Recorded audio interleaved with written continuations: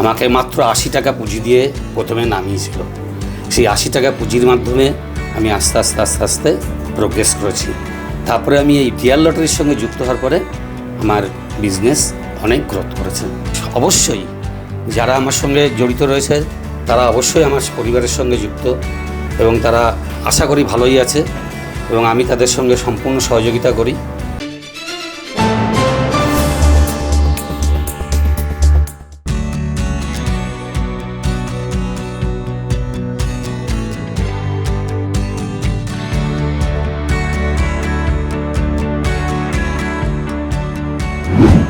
এখন আমরা উপস্থিত হাবড়া থানার অন্তর্গত দেশবন্ধু লটারি এজেন্সির কাছে এবং জেনে নেব ওনারা কত দশক ধরে এই ব্যবসার সাথে জড়িয়ে আছে, কি তাদের সমসাময়িক পরিবেশ বা কি তারা জানাতে চাইছেন প্রশাসনের কাছে, কি আর্জি বা তারা জানাচ্ছেন, শুনে নেব সরাসরি ওনাদের কর্ণধারের কাছ থেকে। আমি দিলীপ কুমার বিশ্বাস বলছি, দেশবন্ধু লটারির কর্ণধার।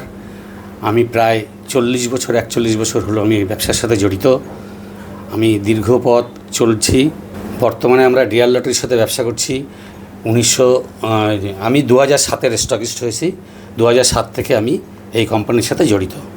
এই কোম্পানির সাথে জড়িত হয়ে আমি খুব ভালো পজিশনেই আছি এবং আমার যিনি বস মার্টিন সাহেব এবং নাগরাজ স্যার আমাকে যথেষ্ট দেখেন। যে কোনো সমস্যা হলেই আমি সলভ করে দেন। আমার সঙ্গে প্রায় 30-35টা সাব স্টকিস্ট রয়েছে এবং তাদের যে সমস্ত সেলাররা আছে তারাও প্রায় 200-250 হবে। মানে সব কিছু মিলিয়ে ধরা যেতে পারে যে 5,000-এরও বেশি মানুষ আপনার আমার সঙ্গে জড়িত আছে। মানে কয়েকজন ফ্যামিলি আপনার আমার সাথে জড়িত আছে। সম্পূর্ণ নিয়ে তো আপনার পরিবার এবং মোটামুটি তারা সচ্ছল অবস্থাতেই আছে। সবটা নিয়ে তো আপনার পরিবার।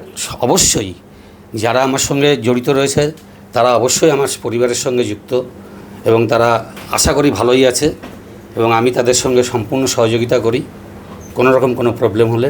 আপনার শুরুটা যদি একটু বলেন, কারণ আপনি আমার শুরু বলতে আমার বাবা 82-তে গত হয়ে যান। তারপরে আমি আমাদের একটা ছোটোখাটো সোনার ব্যবসা ছিল, সেখানে দাদাই দেখাশোনা করতেন। কিন্তু আমাকে দাদা বললেন যে তুই এক কাজ কর, তুই এই ব্যবসার সাথে জড়িত হলে আমি তোকে সুযোগ দিতে পারি। আমাকে মাত্র ৮০ টাকা পুঁজি দিয়ে প্রথমে নামিয়েছিল।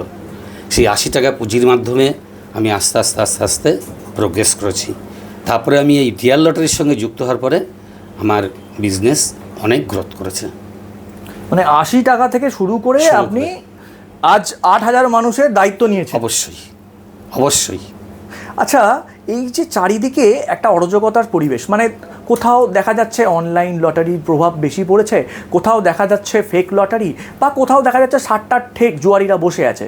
এবার সমস্তটা মিলিয়ে আপনাদের প্রতিষ্ঠিত একজন ট্যাক্স পেয়ার ব্যবসায়ী, আপনাদের এই প্রতিষ্ঠিত ব্যবসায় কতটা মন্দা পড়ছে? কিছুটা মন্দা হয়েছিল, কিন্তু এখন সেটা সম্ভবত সরে গেছে আমাদের কোম্পানির সহযোগিতায়। এখন ফেক লটারি অনেকটাই কমে গেছে, নেই বললেই চলে। এই 9,000-এ ঘর আসার পর কতটা আগেকার সেলারদের কতটা এফেক্ট পড়েছে বা কতটা তারা ফিরে এসেছে? কারণ অনেক স্টকিস্টদের কাছ থেকেই শোনা গেছে তাদের মুখ থেকে যে আগেকার মতো আর টিকিট বিক্রি হচ্ছে না। কতটা প্রভাব পড়েছে 9,000-এ ঘর ফিরে আসা? তো 9,000-এর ঘর ফিরে আসাতে সামান্য একটু প্রোগ্রেস হয়েছে ঠিকই। তবে নতুন কোনো ব্যবসায়ীদের কি আপনি আহ্বান জানাবেন? আমি তো অবশ্যই আহ্বান জানাবো, আসুক। বর্তমান ওয়েস্ট বেঙ্গলে যেভাবে বেকারত্বের জায়গা, আমাদের কোম্পানি কিন্তু অনেকটাই সেটাকে লাঘব করেছে, সুযোগ দিচ্ছে। কিন্তু সেই সুযোগটা যদি 100% আমরা পাই তাহলে আমাদের পক্ষে খুব সুবিধা।